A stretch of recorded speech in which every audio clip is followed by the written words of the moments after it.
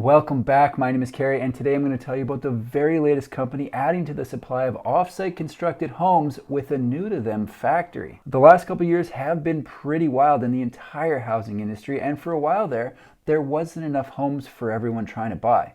Is that too many theirs? In a sense, companies were caught with their pants down and weren't able to build fast enough to get homes to everyone trying to buy in what would be considered a reasonable amount of time.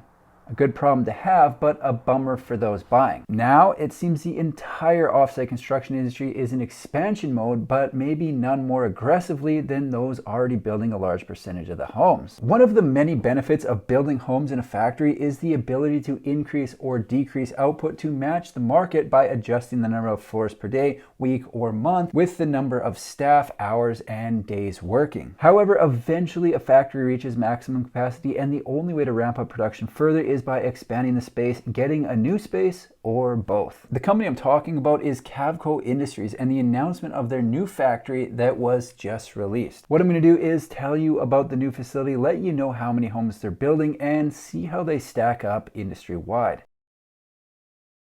If you haven't heard of Cavco, they're the third largest builder of manufactured homes in the United States with a whopping 14% of the market share. What that equates to is 16,700 homes built in the 2022 fiscal year.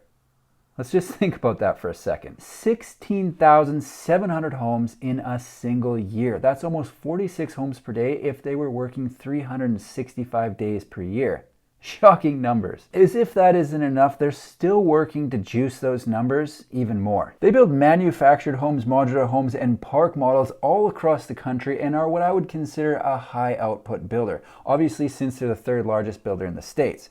In this category, expect to see less customization and a more efficient build process that results in more affordable housing options at a lower price per square foot compared to some of the other options currently available. It was announced last week that Cavco has opened a 184,000 square foot manufacturing facility in Hamlet, North Carolina. For reference, Hamlet is a small town about an hour and a half east of Charlotte and in no way, shape, or form related to my Shakespeare channel. This is big important news for all the people lurking in the comments saying there aren't enough factories building for those on the East Coast.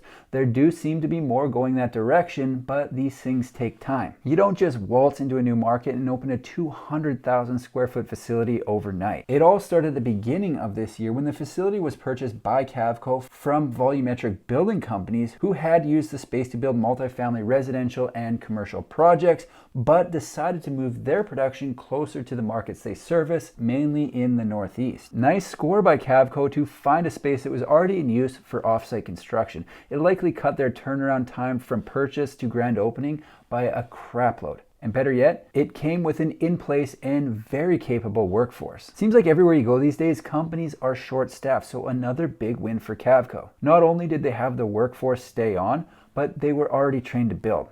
It's huge. If you haven't noticed, I am a big fan of offsite construction. However, one issue that I think can be a thorn in the side of the industry is shipping. There are multiple great companies to purchase from, but unless you're located somewhere close to where they're actually built, it can get expensive to move these things. What we're talking about is moving full homes down the road, after all. There are solutions like finding more cost-effective ways to ship or having factories strategically located across the country, but if someone wants to buy a home that's only built in California and ship it to Labrador, get ready to dig deep in the old coin purse. Cavco has gone with the regional factory model, and by adding this one in Hamlet, the total number of factories under their umbrella sits at 27. Before opening the Hamlet factory, Cavco had built 16,700 homes out of 26 factories, so I'm going to assume the new factory should add about 650 homes per year and might take them over 17,000 homes built for next year. President and CEO of Cavco, Bill Bohr, said, "Demand for our homes and affordable homes in general continues to be very strong.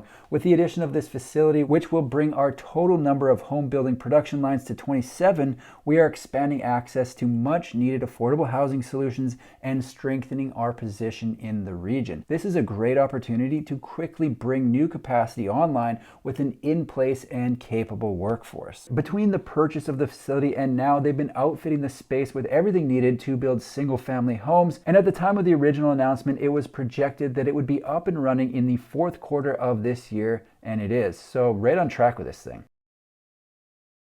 Last year, Cavco purchased a 118,000 square foot facility in Glendale, Arizona that will be used for the production of park models, cottages, and cabins. At the time of purchase, the facility had a projected completion date of December 2021. On August 18th of this year, they posted on Facebook that the first park model chassis were being moved into Station 1 at the factory, meaning they might have missed the mark.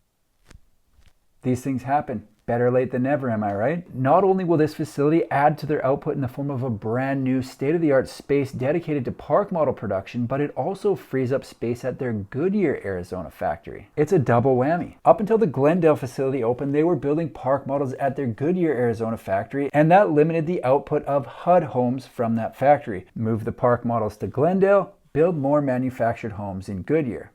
It's a win-win. And that means more of their Wedge series, one of their cooler park models being built. According to their website, the Wedge series design is inspirational and sure to enhance any streetscape in resorts or RV campgrounds. Using combinations of large vertical glass windows with horizontal and vertical exterior siding will be a favorite of anyone who loves the outdoors and natural light. I'll be honest here, I don't follow the park model space all that close, but I do like the look of the wedgies, and there's about to be a bunch of them rolling out of the new facility in Glendale.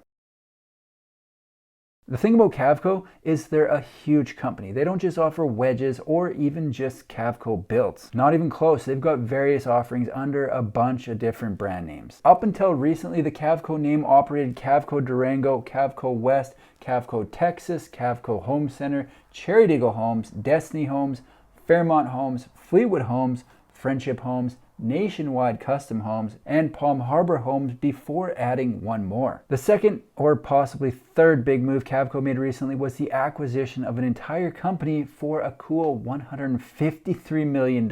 In their continued effort to expand on their output, at the end of 2021, they closed on the purchase of Commodore Homes. The purchase resulted in a substantial increase in production because during the 12 months before they were purchased, Commodore built 6,600 modules or 3,700 homes. The final noteworthy move they made was a 22,000 square foot expansion on their Palm Harbor factory in Fort Worth, Texas, a move that was done to increase efficiency by adding 6 additional stations. With everything they've done, bought, and built at Cavco over the last 18 months, they're certainly making some big moves, but if you think they're overtaking first or even second in the standings of homes built per year, you might want to think again. Last year, Champion Skyline built 26,165 homes, which was enough for second place, and Clayton Homes built around 50,000 homes off-site, making them far and away the largest builder. I'm not saying Cavco can't catch them or put up similar numbers, but it's going to require more years like they just had,